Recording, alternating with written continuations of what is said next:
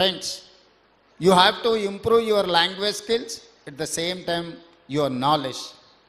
So knowledge is going to pay you. If you have language and knowledge is not only sufficient for your career, hard work, your commitment is necessary.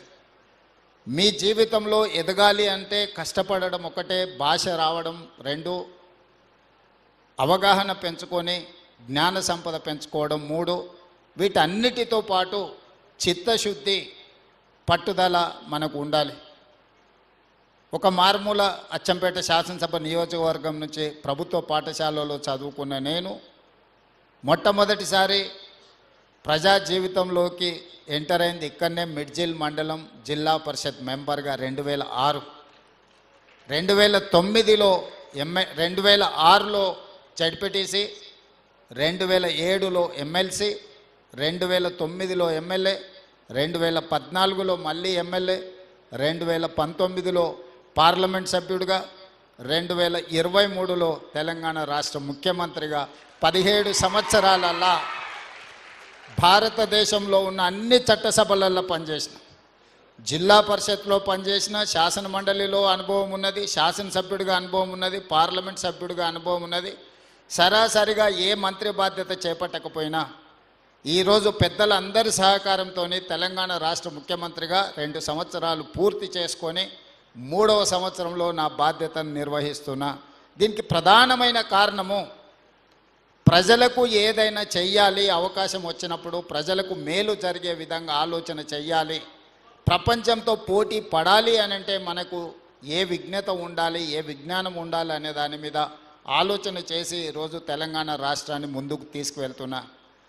ఈ విషయంలో నేను ఇచ్చే సూచన ఒక్కటే, స్వతంత్రం వచ్చినప్పుడు జామీందారుల దగ్గర, జాగీర్దారుల దగ్గర, భూస్వాముల దగ్గర లక్షలాది ఎకరాల భూములు ఉండే. ఆనాడు శ్రీమతి ఇందిరాగాంధీ గారు, పివి నరసింహారావు గారు అగ్రికల్చర్ సీలింగ్ యాక్ట్ తీసుకొచ్చి ఆ లక్షలాది ఎకరాల భూములను ప్రభుత్వం తీసుకొని దళితులకు, గిరిజనులకు, ఆదివాసీలకు, బలహీన వర్గాలకు, భూమి లేని నిరుపేదలకు గుర్తింపు గౌరవమే భూమి అని చెప్పి అసైన్మెంట్ పట్టాల పేరు మీద, లేకపోతే పోడు భూముల పట్టాల పేరు మీద ఈ ఆదివాసీలకు, గిరిజనులకు, దళితులకు అందరికి భూములు ఇచ్చిండ్రు. ఇల్లు లేని వాళ్లకు ఇల్లు ఇచ్చిండ్రు, ఇందిరమ్మ ఇల్లు కావచ్చు, లేకపోతే ఉండడానికి. ఈరోజు ప్రభుత్వం దగ్గర పంచడానికి భూమి లేదు. మీరందరు గ్రామీణ ప్రాంతాల నుంచే వచ్చిండ్రు. ప్రతి గ్రామంలో ప్రభుత్వ ఆధీనంలో ఉన్న భూమి పేదలకు పంపకాలు జరిగిపోయినాయి. ఇప్పుడు ఏమైనా చేయగలిగితే పేదలకు ఇళ్ల పట్టాలు ఇవ్వాలంటేనే చాలా కష్టమైన పరిస్థితి. ఈరోజు ప్రభుత్వం వైపు నుంచి భూములు ఆశించడమో ఇతర ఏదైనా ఆర్థిక లబ్ధి ఆశించే కంటే మా ప్రభుత్వం ఇవ్వగలిగింది విద్యనే. విద్య ఒక్కటే మీ జీవితాలను మారుస్తుంది. విద్య ఒక్కటే మీ తల్లిదండ్రులను ఆత్మ గౌరవంతో తలెత్తుకునే విధంగా ఈ సమాజంలో నిలబెడుతుంది. విద్య రాని వాడు వింత పశువు అని ఎప్పుడో పెద్దలు చెప్పారు.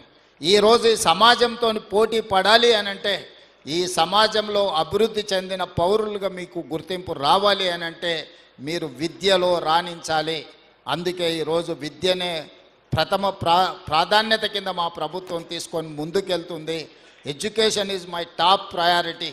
అందుకే ఈరోజు not only IIIT engineering college, law కాలేజ్ను కూడా ఈరోజు పాలమూరు యూనివర్సిటీలో మహబూబ్ నగర్ జిల్లాకు మనం ఇవ్వడం జరిగింది. ఇవే కాదు, ఈచ్ అసెంబ్లీ కాన్స్టిట్యున్సీలో young India integrated residential schools with 25 acres campus we are going to spend 200 crores for each educational institute. So ఇవన్నీ కూడా ప్రపంచంతో పోటీ పడాలి అంటే ఇప్పుడు ఇంతకుముందు వేదిక మీద ప్రిన్సిపల్ సెక్రటరీ గారిని, కలెక్టర్ గారిని, ఎస్పీ గారిని చూసింది.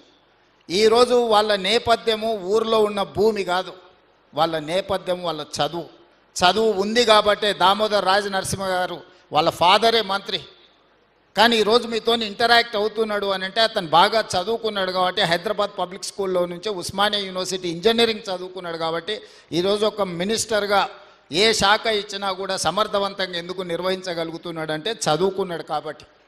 రేపటి భవిష్యత్తు కూడా చదువు మీదనే ఆధారపడి ఉంటుంది.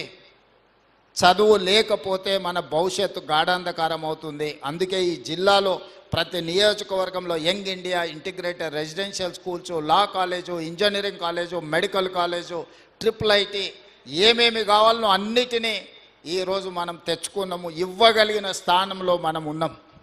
ఈరోజు మనం సంతకం పెడితే, పాలమూరు జిల్లా వాడు సంతకం పెడితే ఏదైనా జరుగుతుంది. మీరు సాధించుకొని సమాజానికి ఆదర్శంగా నిలబడే విధంగా ముందుకు వెళ్ళాలి.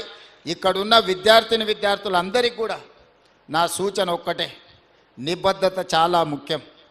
నిబద్ధత లేని చదువు కానీ, నిబద్ధత లేని జీవిత ప్రయాణం కానీ మీకు ఉపయోగము ఉండదు.